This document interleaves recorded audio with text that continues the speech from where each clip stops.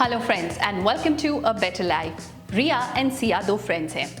रिया और सिया इकट्ठे पढ़ाई करते हैं, इकट्ठे एग्जाम्स देते हैं, बट जैसे ही दोनों के मार्क्स आते हैं, रिया स्कोर्ड 75% एंड सिया स्कोर्ड 95%। तो सिया ने ऐसा एक्स्ट्रा क्या किया जो रिया नहीं कर पाए, वो मैं आपको बताने वाली हूँ इस वीडियो के अंदर। बिकॉज इस वीडियो के अंदर मैं आपको बताने वाली हूँ कि कैसे आप अपने यूनिट टेस्ट के लिए तैयारी करेंगे। Alright, so what is the different strategy to prepare for that. तो अगर आपके यूनिट टेस्ट और पीटी खत्म हो चुके हैं and you approaching towards your semester exams, don't worry, watch this video till the very and. इसके अंदर दिए गए जितनी भी टिप्स हैं उनको आप प्रैक्टिस करिए so that when your next unit test comes then you are prepared. Now Riya की सबसे बड़ी जो प्रॉब्लम थी वो ये थी कि वो जो भी पढ़ती थी एग्जाम टाइम में उसे याद नहीं रहता था। जितना अच्छे से उसने पढ़ाई करी है पर उतने अच्छे उसके मार्क्स कभी भी नहीं आते थे। So do you want to know कि उसने ऐसी क्या गलती करी जिसकी वजह से उसके मार्क्स अच्छे नहीं आते थे। एंड इन केस आप भी यही गलती कर रहे हैं अपने यूनिट टेस्ट के अंदर while you're preparing for them, so keep watching this video till the very end because this video is going to give answer to a lot of your questions. Let's begin.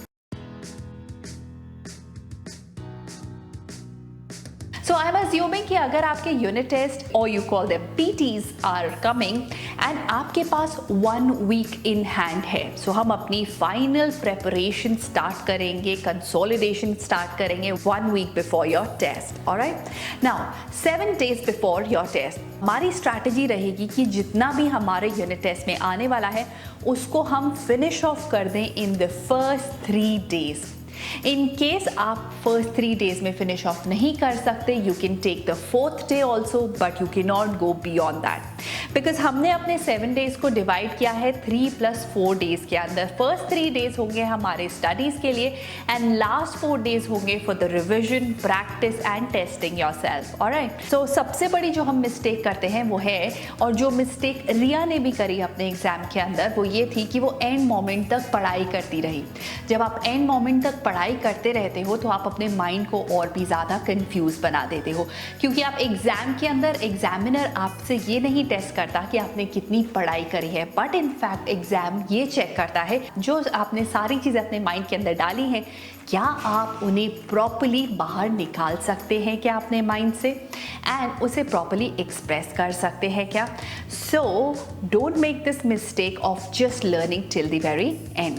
Okay, अगर आप अपनी studying के लिए time दे रहे हैं 30%, so at least 70% आपको reserve करना होगा for revision, testing and practising के लिए। Alright, so now let's move on to the second hack. They say कि अगर आपने कोई भी चीज़ पढ़ाई करी है और अगर आप उसे 24 आवर्स तक दोबारा नहीं देखते हो तो आपको वो सिर्फ 70 to 80% याद रहता है। 1 वीक के बाद वो 20 to 30% ही आपको याद रह पाता है। So that means we remember 20% of what we read, 30% of what we see, 40% of what we say, 50% of what we discuss and 70% of what we discuss and teach. तो जब भी आप एग्जाम के लिए प्रिपेयर कर रहे हो तो always towards the end try to teach it to someone. Okay, अगर आपके पास 7 days हैं to prepare for your test, so on day 3rd और day 4th you should discuss it with your friends. Alright, so जिससे पता चलेगा कितने अच्छे से आपकी अंडरस्टैंडिंग हुई है about the topic. Now let's move on to the next hack and that is practice is the key. जब तक वो चैप्टर, वो टॉपिक आपकी मसल मेमोरी में नहीं चला जाता तब तक आप उससे डन नहीं समझेंगे।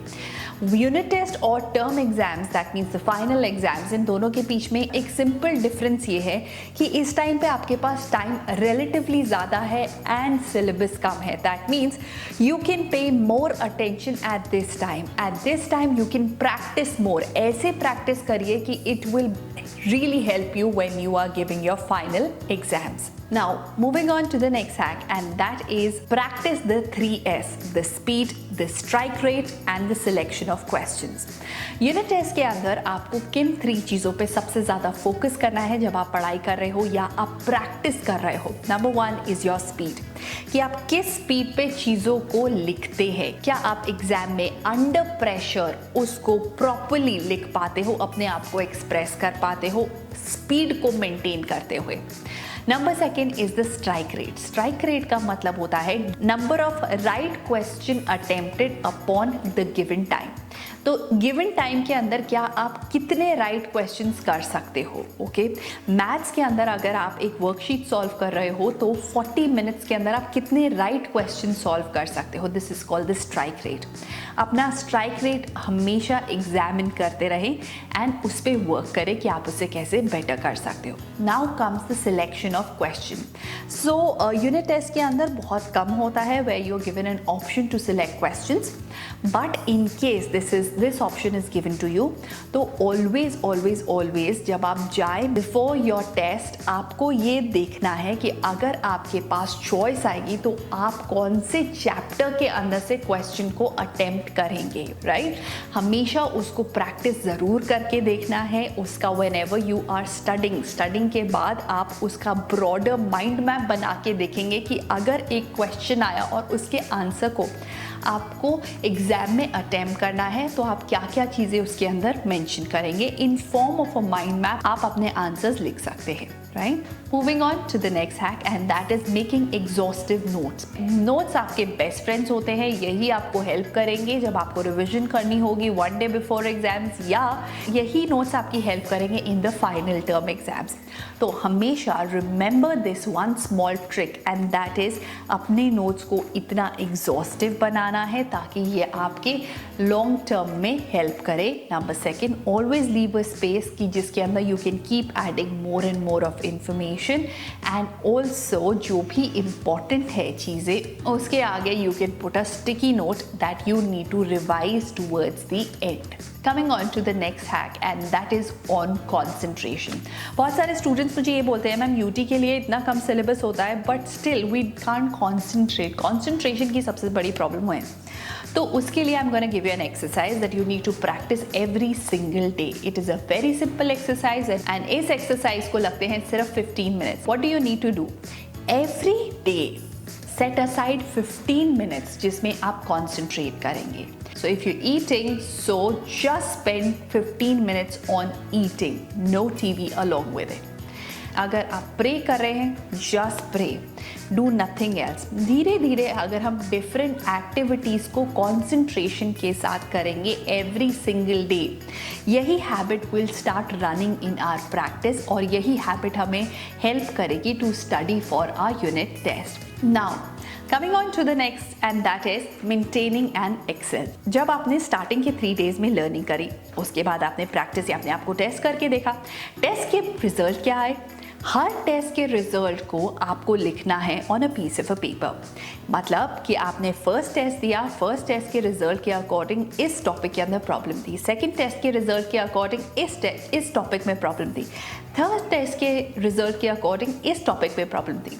Now one day before your test आपको ये स्टडी करना है कि सबसे ज़्यादा प्रॉब्लम थी कौन से टॉपिक के अंदर, ऑलराइट? एंड जिस भी टॉपिक के अंदर से सबसे ज़्यादा प्रॉब्लम थी, you need to revise that topic properly again. Alright, so that's it from my side. I hope कि ये सारे hacks आपके लिए useful proof होंगे when you go for your next UT, PT or whatever you call it. Alright, so I'll see you in my next video. Till then, take care of yourself and stay super duper productive. Bye bye.